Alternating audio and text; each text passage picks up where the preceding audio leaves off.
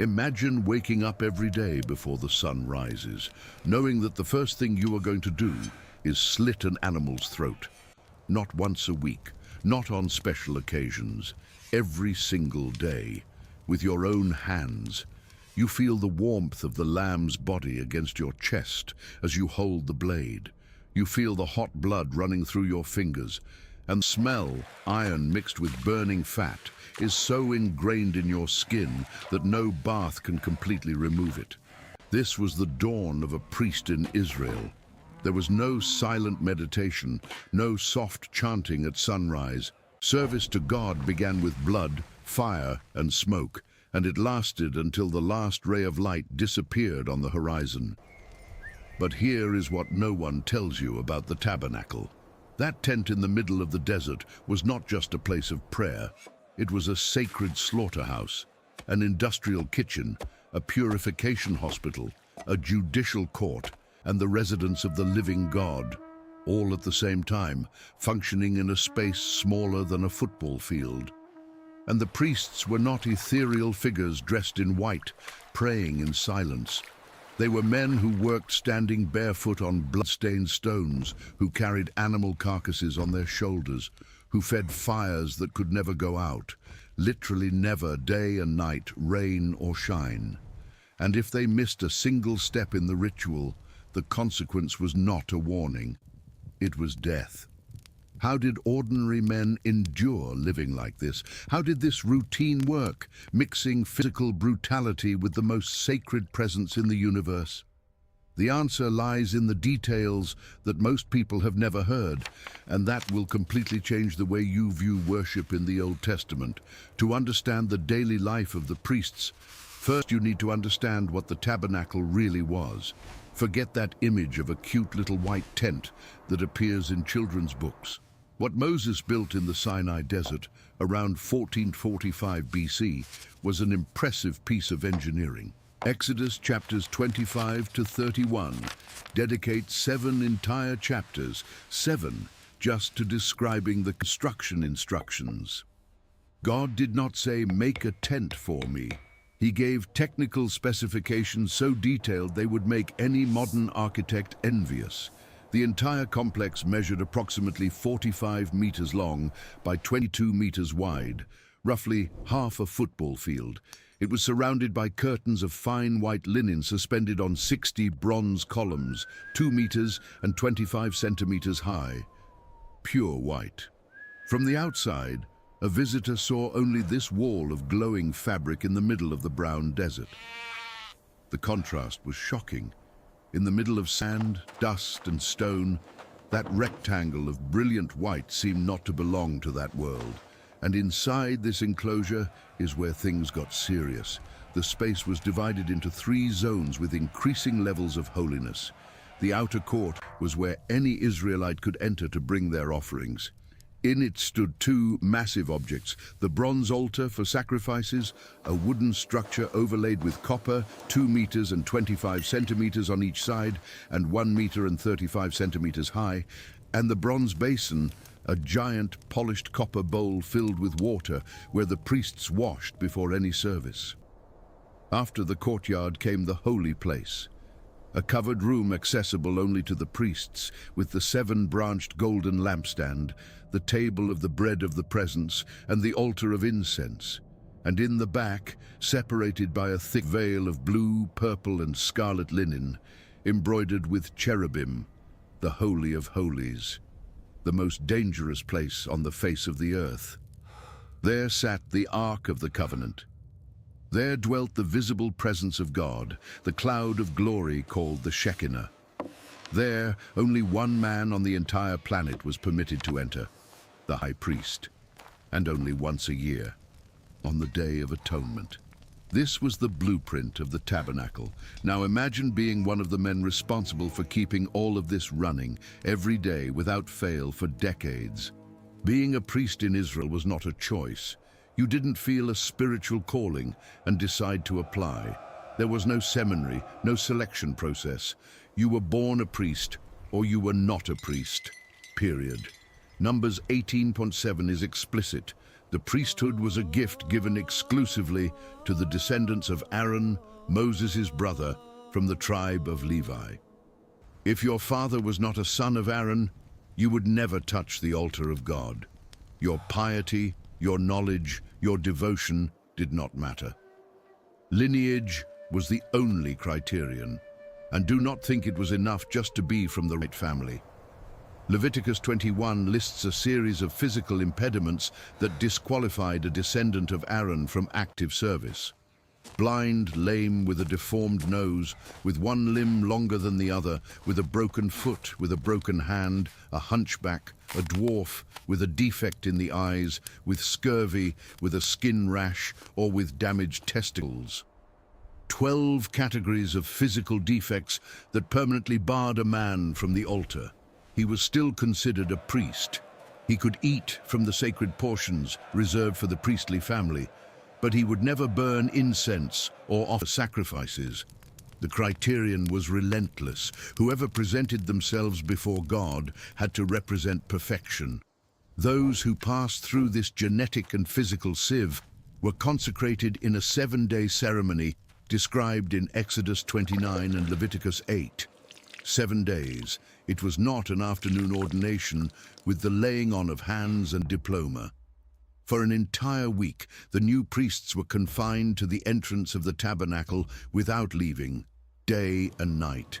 They were washed with water, dressed in sacred clothes, anointed with fragrant oil poured over their heads, and participated in daily sacrifices during each of the 7 days. Ram's blood was applied to the tip of the right ear, the thumb of the right hand, and the big toe of the right foot of each of them.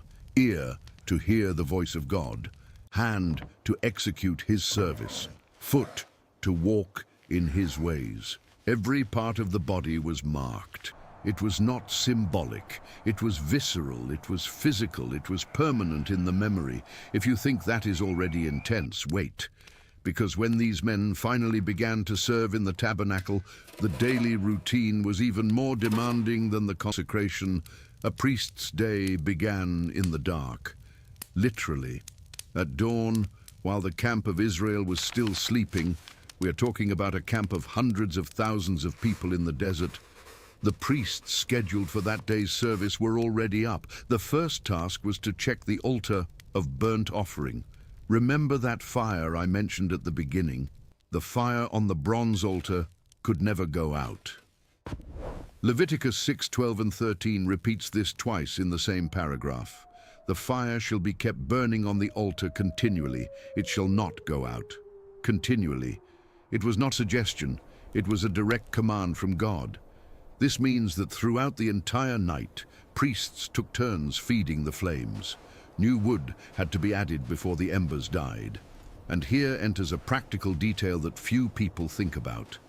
We are in the Sinai desert. Wood did not grow on trees there, meaning there were practically no trees. Every piece of firewood was precious. The logistics of keeping a fire burning 24 hours a day, 7 days a week, in the middle of the desert, was a constant supply challenge. Jewish tradition recorded in the Mishnah indicates that 2 arrangements of wood were kept on the altar. One for the continuous fire of the sacrifices, and another specifically to ensure that the embers never died. When the first flash of light appeared on the eastern horizon, the morning service officially began. And the first thing a priest did before touching anything sacred was to wash. The bronze basin, that huge bowl in the courtyard, was mandatory. Exodus 30, 20, and 21 leaves no room for interpretation. When they go into the tabernacle of the congregation, they shall wash with water, that they die not. That they die not. Washing hands and feet was not hygiene. It was a matter of life or death. A priest who touched the altar without purifying himself first would be signing his own death warrant. The water was cold. At dawn, in the desert, the temperature could drop to near freezing. Imagine dipping your hands and feet into icy water while the desert wind cuts through your skin. And the priests served barefoot. There were no sandals in the service of the tabernacle. No biblical passage mentions priestly footwear, and rabbinic tradition confirms barefoot on holy ground. This meant walking on cold stones before dawn, and then on scorching stones under the midday sun. The soles of a veteran priest's feet must have been as thick as leather. After washing, the priests put on their service clothes, and here something happens that few notice. The clothes of the common priest were different from the clothes of the high priest. Radically different. Let's start with the regular priest, the Kohen Hediot as he was called in Hebrew, because he is the one who did the heavy daily work. Exodus 28:40-43 describes 4 pieces, only 4. First, the linen breeches, a kind of short that went from the waist to the knees, worn directly against the skin. It was the most intimate piece, made of pure white linen. Its function was to cover the priest's nakedness, because serving before God with any intimate part exposed was strictly forbidden. Second, the tunic, a whole piece of fine white linen that covered from the neck to the ankles. Josephus, the first-century Jewish historian, describes this tunic as being woven in a single continuous piece of fabric without seams on the sides. Third, the sash, a long band of embroidered linen in blue, purple and scarlet that was wrapped several times around the waist. This band tightened the tunic against the body so that the priest could move without tripping over the fabric while he worked.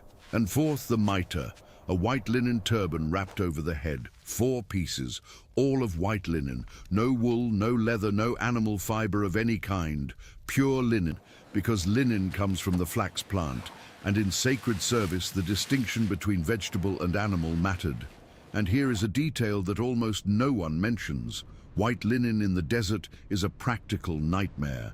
Linen stains with absurd ease, and the work of these men involved animal blood, burning fat, ashes, and constant smoke.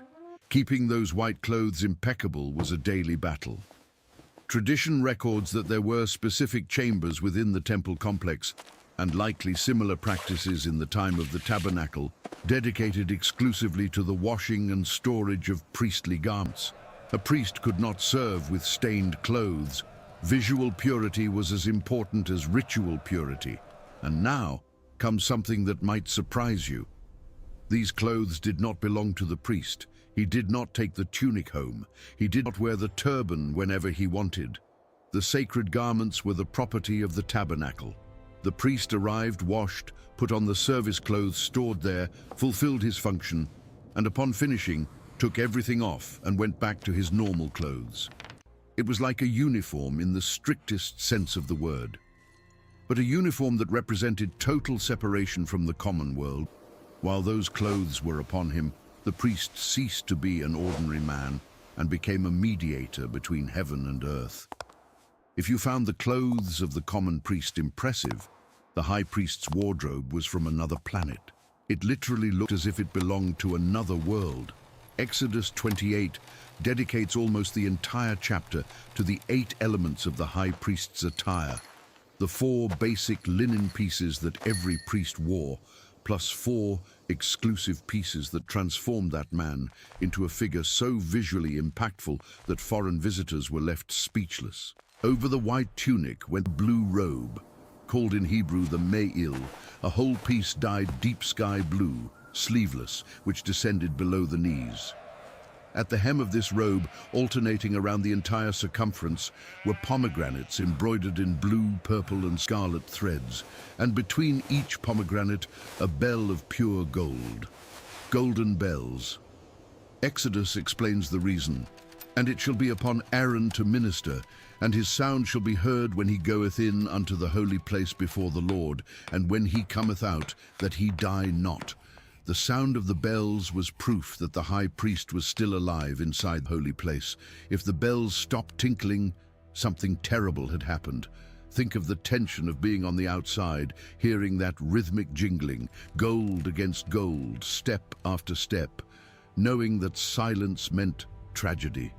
Over the blue robe went the ephod, a kind of apron or vest made of gold, blue, purple, scarlet and fine twined linen. And when the text says gold, it is not a metaphor. Exodus 39:3 describes the process. Gold plates were beaten until they were very thin and then cut into wires, real gold wires, that were woven together with the colored linen thread. The ephod was partially made of metal. Imagine the weight. Imagine the shine under the desert sun. On the shoulders of the ephod were 2 onyx stones set in gold, each engraved with 6 names of the tribes of Israel, 6 on each stone, 12 in total. The high priest literally carried the people of Israel on his shoulders when he entered before God. And attached to the ephod, over the chest, came the most mysterious piece of all the regalia, the breastplate of judgment.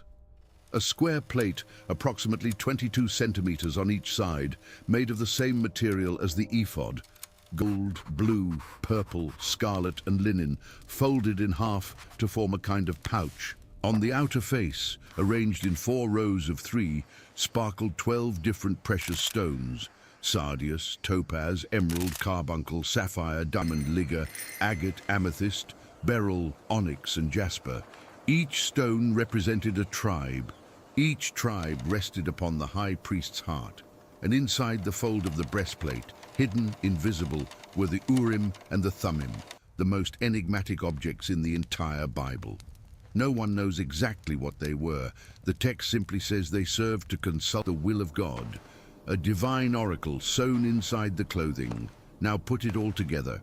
Linen breeches, white tunic to the ankles, sash embroidered in 3 colors, blue robe with golden bells and pomegranates at the hem, ephod of gold and linen with onyx stones on the shoulders, breastplate with 12 precious stones over the heart, and on the head a linen turban with a plate of pure gold on the forehead, the Nizar engraved with the words, "Holiness to the Lord." When the high priest crossed the tabernacle courtyard toward the holy place, with the morning sun hitting that gold and those stones, with the bells tinkling at every step, with the blue of the robe contrasting against the white of the linen and the gleam of the metal, it must have been one of the most extraordinary sights in the ancient world. If this level of detail impressed you, like this video now so it can reach more people who need to know this story. But all this visual beauty was only the surface. What these men dressed in gold and linen did inside that tabernacle each morning involved a brutality that most modern Christians cannot even imagine. And it was precisely in that brutality that the deepest meaning of everything resided. The heart of the priestly routine was the tamid sacrifice, the Hebrew word meaning continual or perpetual. Numbers 28:3 and 4 establishes the rule that defined every day of service in the tabernacle. 2 lambs of the first year, without blemish, offered as a burnt offering. One in the morning and the other at evening, every day, without exception. It did not matter if it was the Sabbath, if it was a holiday, if the camp was on the march or stationary, if there was war or peace. The tamid never stopped. And here it is necessary to understand what burnt offering really meant. The Hebrew word is olah, which literally means that which goes up, because the entire animal was burned until it became smoke and ash. Nothing was left. Unlike other types of offerings where the priests ate part of the meat, in the burnt offering, the animal was totally consumed by fire. The rising smoke was the purpose. Leviticus 1:9 calls this a sweet savor unto the Lord. The idea that the smoke itself was the offering reaching heaven. The process was meticulous. The priest designated for that morning brought the lamb to the north side of the altar, always the north side, never another. The offerer placed his hand on the animal's head. Then the priest slit the lamb's throat with a quick and precise cut. It had to be a clean cut. Later tradition codified in the Mishnah describes 5 types of errors in the cut that invalidated the entire sacrifice: hesitating, pressing instead of sliding, hiding the blade, cutting outside the throat area, or tearing instead of cutting. The skill required was surgical. The blood, and here things get visually intense, was collected in a service basin called a mizrak. It did not fall on the ground. Every drop mattered. A priest held the basin under the animal's throat while the blood gushed hot and thick. Later, this blood was sprinkled against two opposite corners of the bronze altar, the northeast and southwest corners, so that the jets ran down all four sides. The entire altar became covered in red. Early in the morning, before the heat of the day, the blood smoked against the cold bronze. After the blood came the skinning.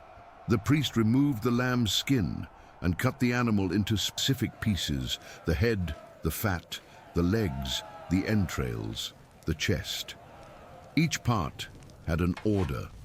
The entrails and legs were washed with water before going to the fire, because any residue of excrement invalidated the offering. Then, piece by piece, the lamb was placed on the firewood of the altar. The fat went on top of the pieces of meat, and the fire did the rest. The smell dominated everything. Animal fat burning on a wood fire produces a dense, oily smoke with an aroma that anyone who has ever had a barbecue knows, but multiplied by 10, 20 times. On festival days, when dozens or hundreds of animals were sacrificed in sequence, the column of smoke from the tabernacle could be seen for miles.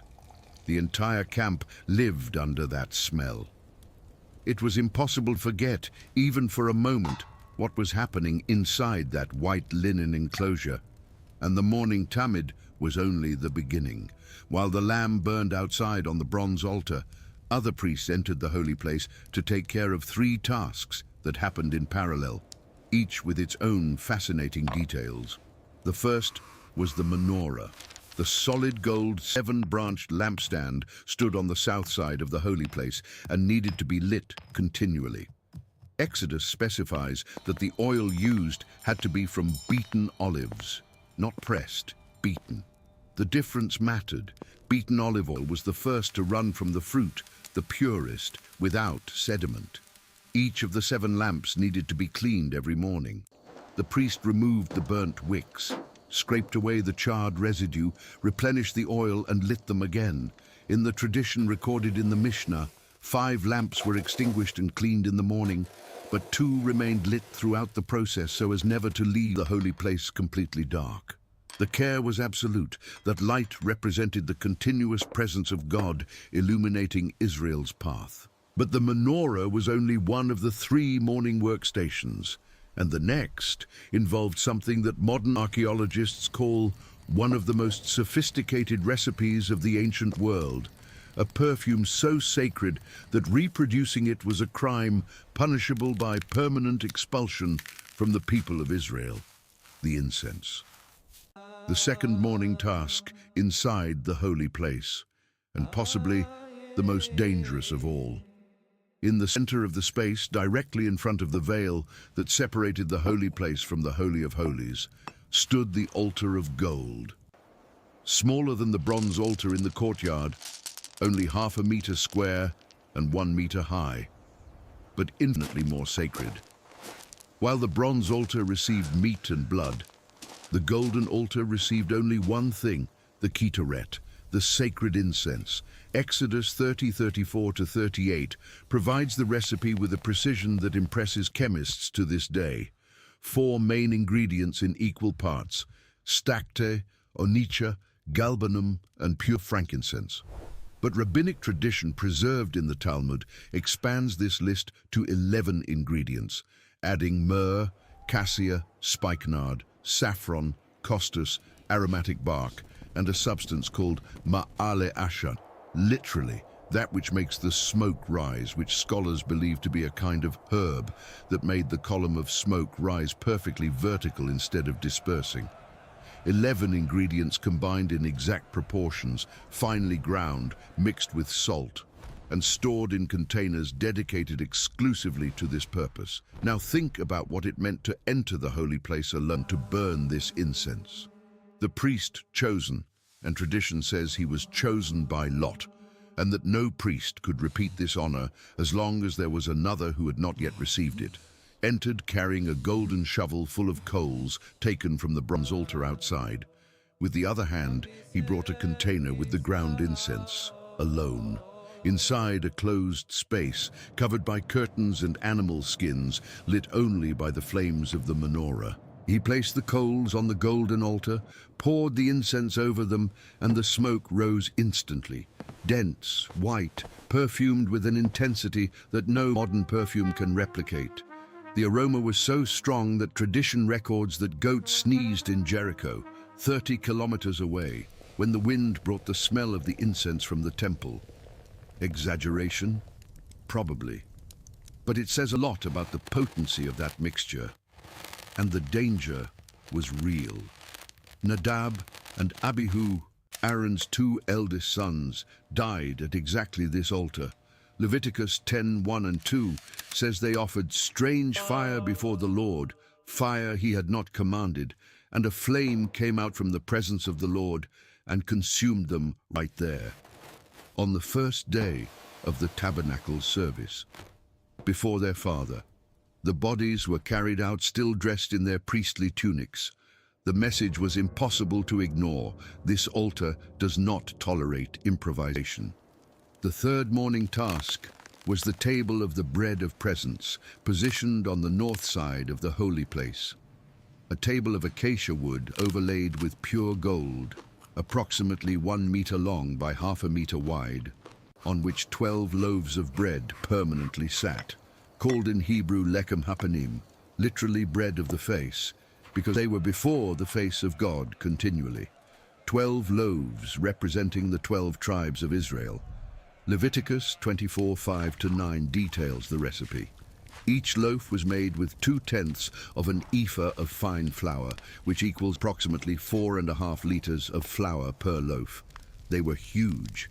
The tradition in the Talmud describes each loaf as having the shape of an open box, with the sides folded up and stacked in 2 columns of 6 on the table, with golden supports between them to allow air circulation and prevent mold.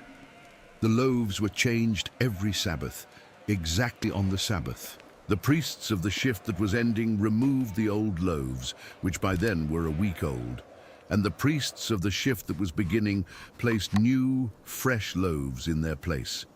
The exchange had to be simultaneous. The new loaves entered at the instant the old ones left, so that the table was never empty before God, not for a second.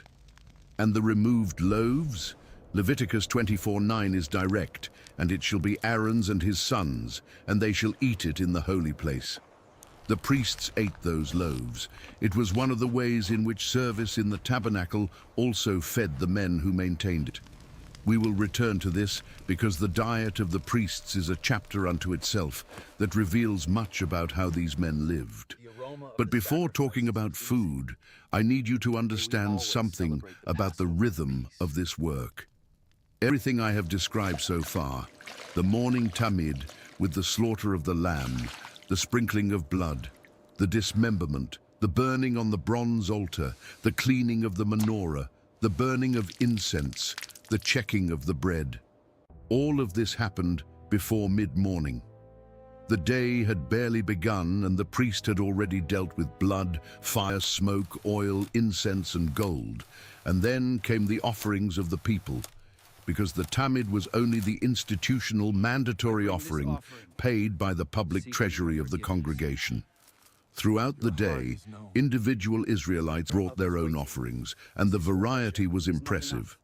Leviticus 1-7 describes 5 main categories of sacrifice, each with different rules, different procedures, and different meanings. The burnt offering, olah, we have already described. The entire animal burned. But there was also the grain offering, the mincha, which was fine flour mixed with oil and incense, partially burned on the altar and partially eaten by the priests. There was the peace offering, shelamim from the root shalom, which was the only sacrifice where the offerer also ate. The animal was divided in 3.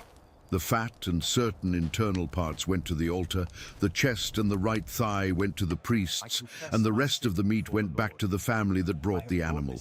It was essentially a communal meal before God, the offerer, the priests, and God himself, represented by the fire, sharing the same meat.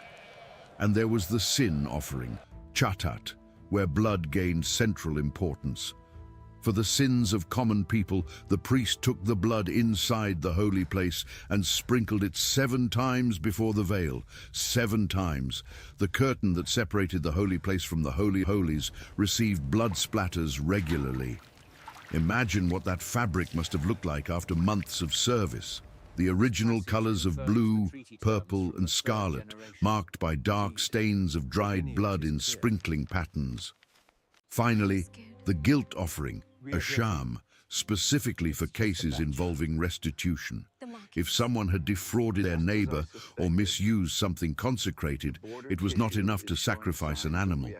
First, they returned what they took, added 20% of the value as a fine, and only then brought the ram to the priest. The priest needed to know these distinctions by heart. Which blood goes on the bronze altar? Which goes inside the holy place? Which is sprinkled on the veil? Which is placed on the horns of the altar? Which is poured at the base?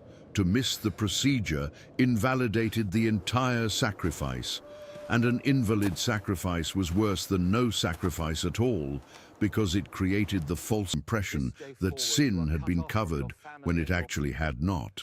The priest was judge, butcher, cook, and theologian all at once. And on a busy day, especially before festivals, dozens of Israelites could be waiting in line with their animals. The tabernacle courtyard must have sounded like a slaughterhouse and smelled like one. Bleating of lambs, lowing of bullocks, the dull thud of knives on leather, the constant crackle of fire, blood running through the channels around the altar, smoke rising without end. Now, in the midst of all this intensity, blood on the arms up to the elbows, smoke in the eyes, heat of the flames on the face. The priests also had a function that seems completely out of place in this scenario. They were the doctors of Israel. Leviticus 13 and 14 establishes something that no other ancient civilization did in this way. When someone developed a suspicious skin lesion, the famous zara'at, often translated as leprosy, but which encompassed various types of dermatological diseases, that person was brought to the priest, not to a healer, not to a doctor, to the priest. And the priest examined the lesion. Leviticus 13 dedicates 59 verses, the entire chapter, describing diagnostic criteria with a specificity that impresses modern dermatologists. The depth of the lesion relative to the surrounding skin, the color of the hairs inside the affected area. If they turned white, it was a grave sign. The spread over the course of days. The priest isolated the person for 7 days, re-examined them, isolated them for another 7 if necessary, and then gave the verdict, unclean or clean. And this verdict changed the person's life completely. Unclean meant exclusion from the camp, going out, living alone on the outside, tearing one's clothes, leaving one's hair unkempt and crying unclean, unclean whenever someone approached, until the disease disappeared and the priest confirmed the cure. But the priests did not only diagnose people. Leviticus 14 onward applies the same system to houses. If greenish or reddish spots appeared on the walls of a house, what we would likely identify today as mold or fungus, the owner called the priest.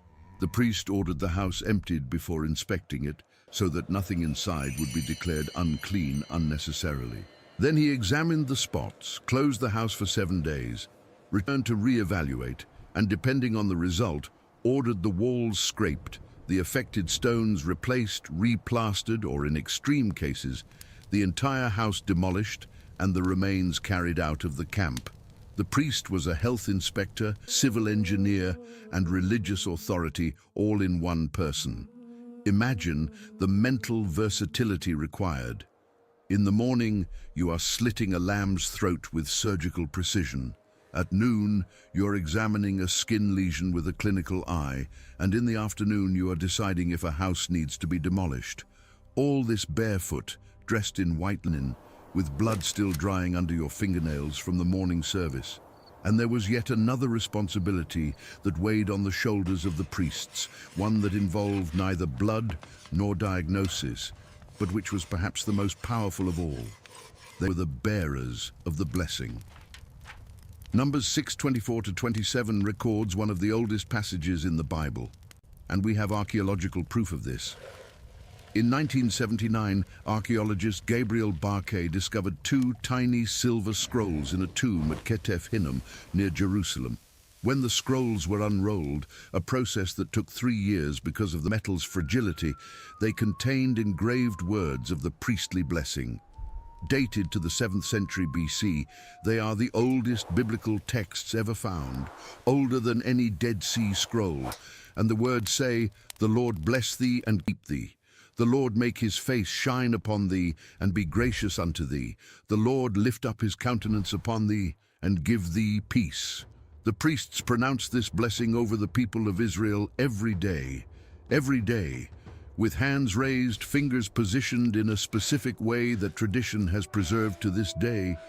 If you have ever seen Spock's Vulcan salute in Star Trek, know that Leonard Nimoy, who was Jewish, copied the gesture exactly from the priestly blessing he saw in the synagogue as a child. Hands raised, fingers separated in pairs. And when the priest spoke those words, Numbers says something extraordinary. "And they shall put my name upon the children of Israel, and I will bless them." God treated the priestly blessing not as a formality, but as the mechanism by which his own name was placed upon his people. The priest was not wishing for good things. He was activating divine protection. When the sun began to descend on the western horizon, the tabernacle routine did not slow down. It intensified, because the second tamid of the day was arriving, the evening lamb. Numbers 28.4 calls it, "The other lamb shalt thou offer at even." The same procedure from the morning was repeated. Slitting the throat on the north side of the altar, blood collected in the basin, sprinkling on the corners, skinning, cutting into pieces, washing the entrails, burning on the altar. But now, under the golden light of late afternoon, with the long shadows of the desert stretching over the courtyard and the heat finally giving way to the night breeze. Along with the evening tamid, the priest returned to the holy place to light the lamps of the menorah again, this time all 7, and burn a second portion of incense on the golden altar. The evening smoke, mixing the last heat of the day, sealed the journey. From end to end, from the first flash of light until the first stars, the priest had spent more than 12 hours in continuous service, and the day did not end when the stars appeared. Remember the fire that could not go out. Someone needed to stand watch throughout the entire night. The Levites stood guard around the tabernacle in defined posts. The Mishnah describes 24 guard posts distributed around the perimeter. The priests guarded 3 internal positions, and the official who supervised the night rounds made surprise inspections. If he found a guard sleeping, he had the authority to burn his clothes right there as punishment. The idea may seem too severe by our standards, but for that culture, the message was clear. God's house never sleeps, and whoever serves in it also cannot sleep when they should be watching. But all this brutal demand raises a question that no one usually asks. Did these men eat? Did they sleep? Did they have any kind of life outside the tabernacle? The answer is yes, and the way the personal lives of the priests were organized reveals a system so ingenious it would make any modern human resources manager envious. Let's start with the shift system, because 24 hours a day, 7 days a week, 365 days a year, the tabernacle needed to be operating, and there was no priest who could handle that alone. The solution was a rotation system that tradition attributes to King David himself, but whose roots were already implicit in the Mosaic organization. 1 Chronicles 24 lists 24 priestly divisions, in Hebrew Mishmarot, each led by a head of a household and composed of dozens or hundreds of priests. Each division served for 1 week, from Sabbath to Sabbath. Then it rotated, which meant that a common priest served approximately 2 weeks per year in regular service, plus the 3 annual pilgrimage festivals, when all divisions served together to handle the avalanche of pilgrims and sacrifices. The rest of the year, he went back home, to his city, to his family. to common life. And it is here that the image of the priest as an ethereal figure, always shrouded in incense smoke and glowing in white linen, completely dissolves. For most of the year, the priest was a normal man living in one of the 48 Levite cities scattered throughout the territory of Israel. Cities designated in Joshua 21 specifically for the Levites and priests, distributed among all the tribes. He had no inheritance of land. Numbers is categorical. Thou shalt have no inheritance in their land, neither shalt thou have any part among them. I am thy part and thine inheritance among the children of Israel. The priests were the only tribe without territory, no large estates, no cultivation fields of their own. And this was not a punishment, it was a design. They depended entirely on the system of tithes and offerings to survive, which meant they depended entirely on Israel being faithful to the covenant. When the people obeyed and brought their tithes, the priests lived with dignity. When the people turned away, the priests went hungry. Their survival was literally tied to the spiritual health of the nation. But when the system worked, and for long periods of history it did work, the diet of the priests was surprisingly varied and, by ancient standards, quite rich. Think about what we have already described. From the grain offerings, they kept everything that was not burned on the altar, fine flour cakes mixed with oil, baked or fried. From the peace offerings, they received the chest and the right thigh of every animal, the meatiest parts. From the sin and guilt offerings, they kept all the meat except for the burned fat. From the bread of presence, they ate the 12 weekly loaves removed from the table on the Sabbath. And beyond the sacrifices, there were the direct tithes. Numbers 18, 12, and 13 specifies that the first fruits of everything, the best of the oil, the best of the new wine, the best of the wheat, the first fruits of everything the land produced, went to the priests. The first fruits, not what was left over, the first, the best. Except there was a rule that completely transformed the experience of eating this food. Most of the priestly portions were classified as Kodesh, holy, and holy food had rules. Leviticus 22 establishes that no priest in a state of ritual impurity could touch sacred portions. If he had touched a corpse or had a bodily emission or contracted any form of impurity, he was excluded from the table until he completed the purification process, which could take from 1 day to an entire week, depending on the type of contamination. Meanwhile, he and his family did not eat from the sacred portions. Think of what that meant in practice. You are a priest in your week of service. Your wife, at home in the Levite city, depends on the food you bring from the tabernacle. If you contracted impurity in the middle of the week, something perfectly normal and often inevitable, your family was left without that portion until you purified yourself. The system was generous, but demanding. The food came with conditions, and there was another restriction that affected not only the priests, but their entire families. Leviticus 21 draws clear lines about whom a priest could marry, not a divorcee, not a woman who had been a prostitute, not a profaned woman, a term that rabbis debated extensively, but which was generally understood as a woman born of a marriage forbidden to priests. And for the high priest, the restrictions were even more severe. He could only marry a virgin of Israel. These rules were not about personal morality in the sense we understand today. They were about lineage. The legitimacy of every priest depended on the purity of the genealogical line. A priest who married outside the rules not only disqualified himself, he disqualified his children. Entire generations could lose the right to the priesthood because of an irregular marriage. Genealogical records were kept with obsessive meticulousness. Ezra tells that after the Babylonian exile, some families who claimed to be priestly searched for their names in the records and did not find them, and they were excluded from the priesthood as unclean. No record, no service. It did not matter if you knew how to light the menorah with your eyes closed. Without proven genealogy, you did not get past the door. Now imagine the childhood of a priest's son.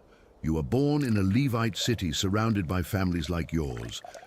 Your father serves in the Tabernacle 2 weeks a year and during the festivals.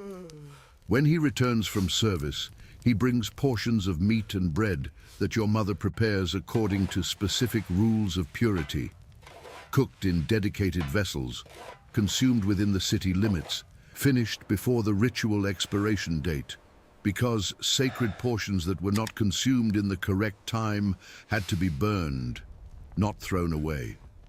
And from an early age, you begin to learn. The tradition preserved in the Mishnah suggests that priestly education began in childhood, with boys memorizing the procedures of the sacrifices long before they could execute them.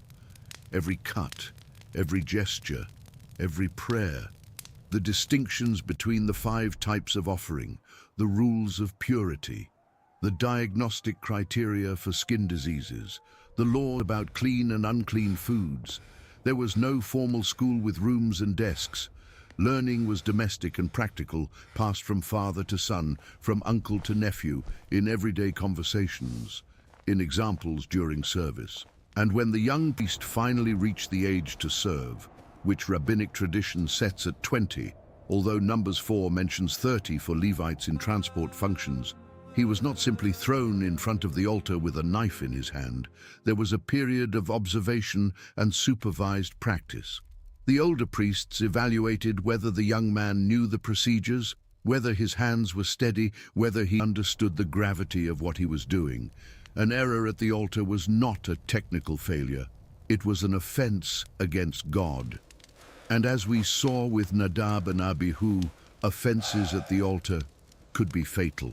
This awareness, this permanent tension between the extraordinary honor of service and the mortal danger of a false step, shaped the psychology of the priests in a way that we have no modern parallel for. The most meticulous modern surgeon, the most trained firefighter, the most attentive air traffic controller, none of them works under the belief that a mistake could result in divine fire consuming their body. The priests did. And here, we need to talk about something that almost never appears in discussions about the tabernacle: the emotional cost. These men killed animals every day, not in an industrial and anonymous slaughterhouse, but with their own hands, looking into the animal's eyes, feeling the heat of the blood running through their fingers. The Israelite who brought his lamb for sacrifice did this perhaps once or twice a year. For him, it was an event. For the priest, it was Tuesday. A modern psychologist would immediately recognize the risk factors: repeated exposure to blood and death, extreme responsibility with no margin for error, social isolation during periods of service, exhausting schedules, and the spiritual pressure of believing that any slip could provoke the wrath of the Creator of the universe. We have no record of how the priests processed this emotionally. The Bible does not give us intimate diaries or accounts of personal anguish. But Leviticus 10:6 gives us a devastating glimpse. When Nadab and Abihu die before the altar, Moses says to Aaron and his 2 surviving sons, Eleazar and Ithamar, something extraordinary: "Uncover not your heads, neither rend your clothes, lest ye die. Do not mourn, do not cry, do not tear your clothes, continue the service." Aaron has just lost 2 sons, burned alive meters away from him, and he cannot cry, he cannot stop. The tabernacle does not close for family mourning. The evening sacrifices need to be made. The incense must rise. The lamps must be lit. And the verse that follows is one of the most silent and deafening in all of Scripture. Leviticus 10:3. And Aaron held his peace. 2 words in Hebrew, Vayedom Aharon. Aaron fell silent. He did not agree. He did not protest. He did not question. He held his peace, and he continued serving. It is impossible to read this and not feel the weight of what it meant to wear those linen clothes. The honor was immense, but the price was too. You served God in a way that no other human being in Israel could serve. But in exchange, parts of your humanity stayed outside the courtyard, along with the shoes you took off before entering. There were, however, moments that broke the heavy routine. That brought something I can only call collective joy. And the greatest of them was the Shelamim, the peace offering we already mentioned. Because while the burnt offering was entirely burned and the sin offerings were somber by nature, the peace offering was a party, literally. Deuteronomy 12:7 describes the scene. And there ye shall eat before the Lord your God, and ye shall rejoice in all that ye put your hand unto, ye and your households. The entire family participated. The offerer brought a bullock or a lamb or a goat, and unlike the other offerings, this one could be an animal with minor imperfections. The fat went to the altar, the chest and the right thigh went to the priest, and the rest went back to the family, who set up right there, in the tabernacle courtyard or nearby, a communal meal, roasted meat, bread, wine, husband, wife, children, servants, invited neighbors, eating together before God, celebrating a good harvest, the birth of a child, recovery from an illness, or simply the fact that they were alive and in covenant with the Creator. And the priests were part of these celebrations. Not as distant and austere figures supervising from afar, but as active participants, eating their portion right there in the sacred precinct, while music and conversation filled the courtyard. In those moments, the tabernacle did not look like a slaughterhouse. It looked like a home, the home of a God who wanted to eat with his people, who designed an entire system, priests, altar, fire, blood, meat, so that in the end, the result was a family sitting around a table. And the priest who in the morning had his hands covered in blood, in the afternoon had his hands full of bread, the same man, the same day. The death of the animal was transformed into life for the community. This was the cycle that turned at the heart of the tabernacle, day after day, season after season. But there were days that were different from all the others, days when the routine, no matter how intense it was, rose to a level that made the daily service seem simple by comparison. 3 times a year, all of Israel moved. Exodus commanded that every man in Israel appear before God at 3 festivals: Pesach, the Passover, in the spring; Shavuot, the Feast of Weeks, or Pentecost, 50 days later; and Sukkot, the Feast of Tabernacles, in the fall.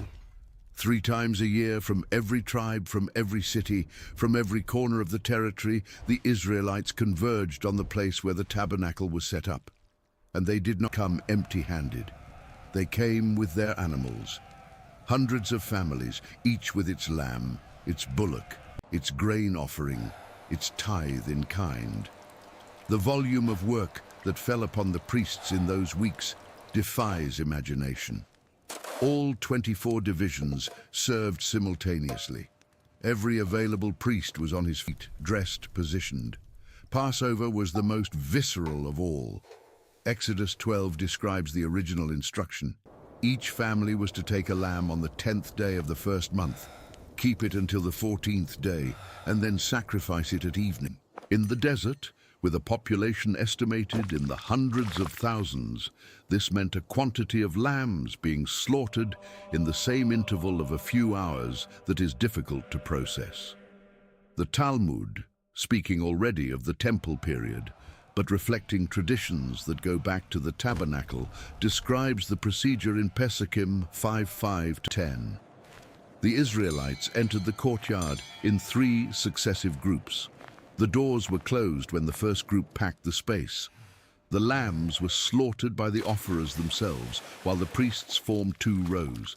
Each priest held a gold or silver basin. The gold basins did not have flat bottoms, so they could not be set down and the blood coagulate. The basin full of blood was passed from hand to hand until it reached the priest closest to the altar, who emptied it against the base. The empty basin went back through the other row, while a full one came in the opposite direction. A production line system, centuries before Henry Ford dreamed of the idea. And while this was happening, while the blood ran, the basins passed from hand to hand and the lambs were hung on hooks for skinning, the Levites sang, the Hallel.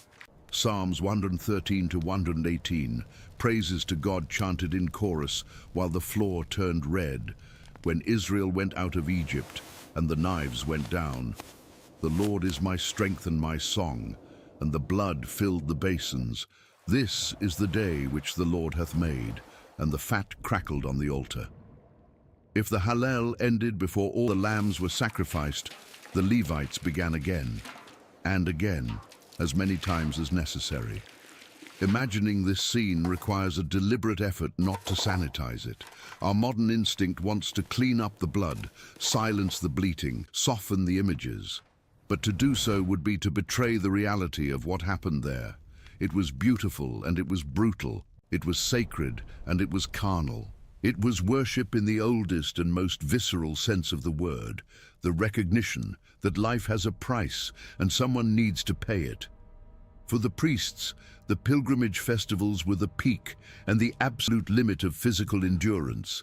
Shifts of hours without a break, endless lines of offerers, the heat of the altar multiplied by the amount of meat burning, the metallic smell of blood saturating the air until their senses became numb.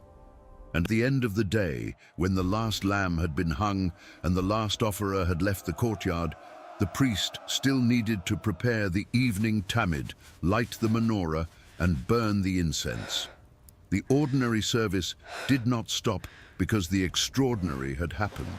The lamps needed oil, the altar needed fire, the incense needed to rise. It did not matter if your arms trembled from exhaustion and your feet were swollen from standing on the stone floor for 12 hours straight.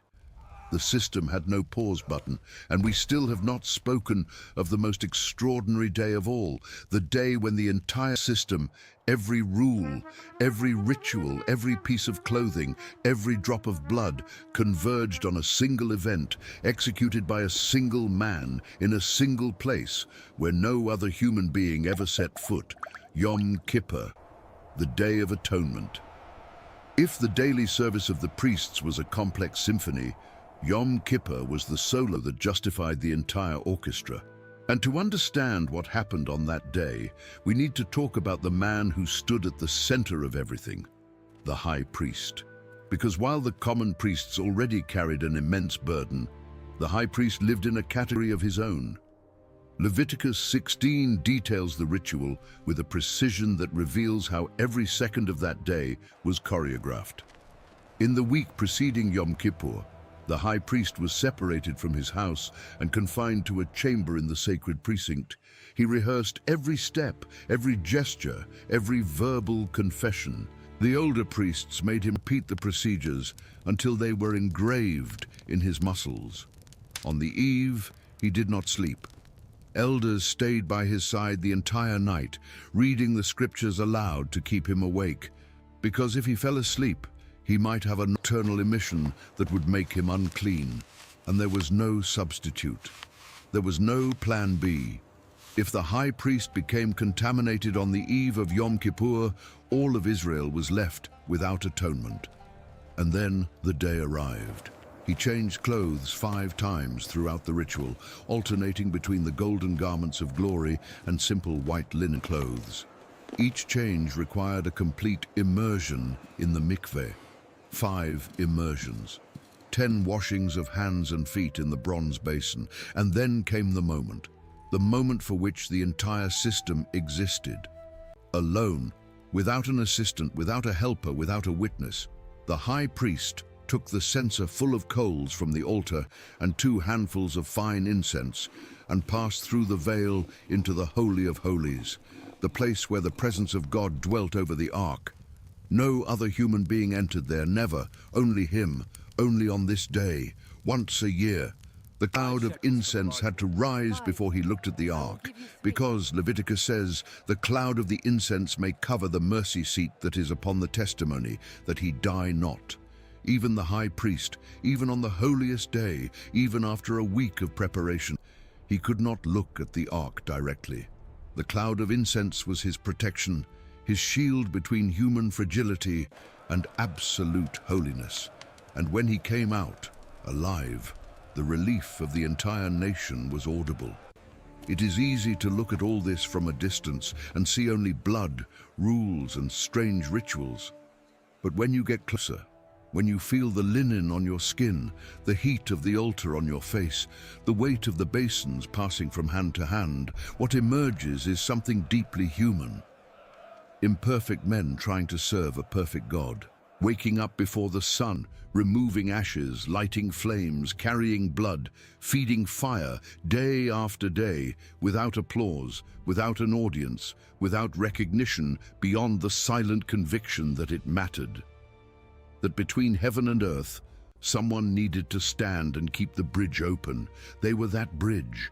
With hands covered in blood and barefoot on cold stone, they kept the world functioning, one sacrifice at a time. If you made it this far, click on the next video appearing on your screen. I prepared it especially for those who watch this one until the end.